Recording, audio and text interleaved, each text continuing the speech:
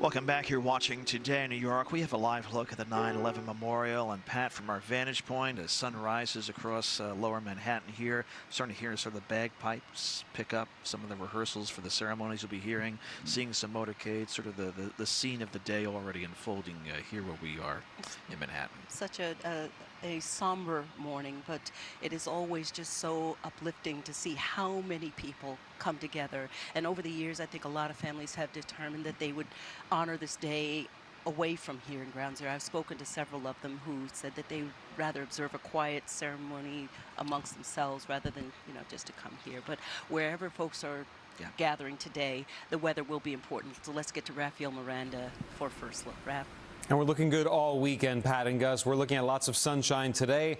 Temperatures in the 70s, low humidity as well. That changes, though. The heat builds tomorrow back to 85 degrees. If you're thinking of going to the beaches, I'm telling you to stay out of the water. We have a high risk for dangerous rip currents today because of Larry swells offshore. And that heat continues for Monday, first day of school, 87 and high humidity. Pat and Gus? All right, Raph, thank you. And our special coverage of the 9/11 Memorial continues throughout the morning. That's right. We're back with live news cut-ins during weekend today. And, of course, the reading of the names. Our coverage will start at 8:26.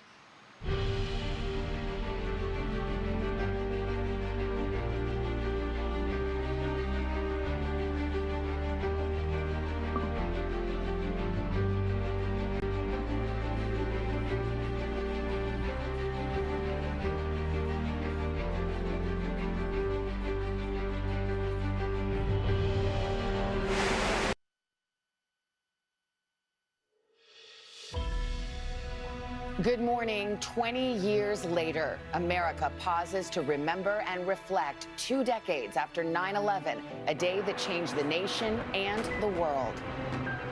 In some ways, it seems like it's been a long time, and in other ways, it seems like it was just yesterday.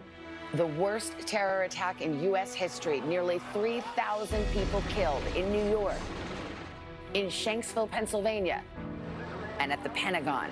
The pain still fresh for survivors, first responders, and families of the victims. I think about 9/11 every day when I wake up.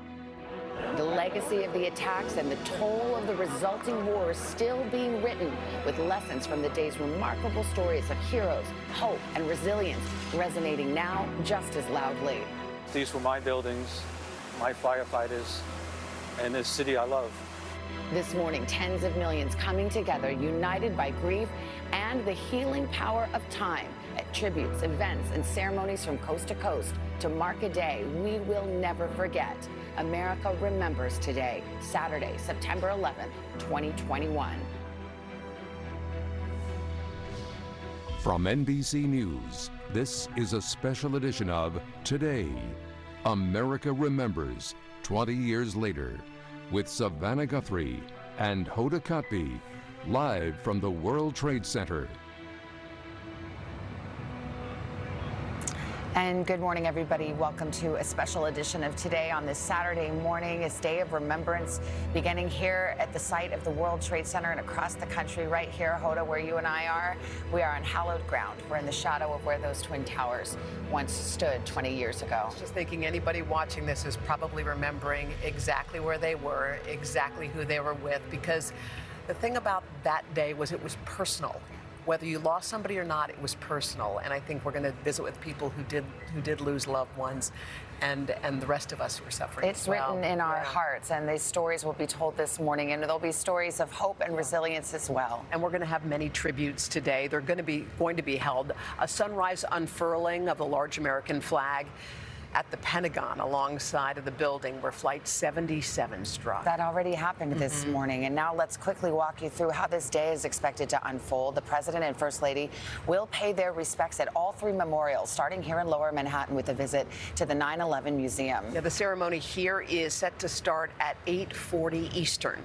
And then 6 minutes later at 8:46, the first of several moments of silence will be held, marking the time the first plane struck that North Tower. The ceremony is scheduled to start at 9 a.m. down at the National 9/11 Pentagon Memorial in Arlington, Virginia. And later in that hour, an observance will be held at the Flight 93 Memorial in Shanksville, Pennsylvania. Former President George W. Bush, who was less than a year into his presidency on that day, he will deliver the keynote address. Of course, we're going to bring you to all three sites this morning where the pain and agonizing toll of this day do still linger. We will also shine a light on the hope that's been found over the last 20 years and the resolve to ensure we never forget what happened. Well, Craig is with us here as well. He's right by Ground Zero.